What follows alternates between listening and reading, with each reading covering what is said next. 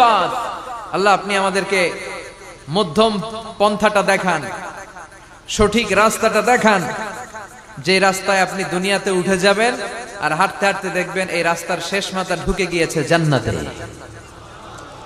তাহলে কেমন করে আল্লাহর কাছে চাইবেন, কেমন করে দোয়া করবেন, এই কথাটাও এই সূরার ভেতরে আছে না নাই?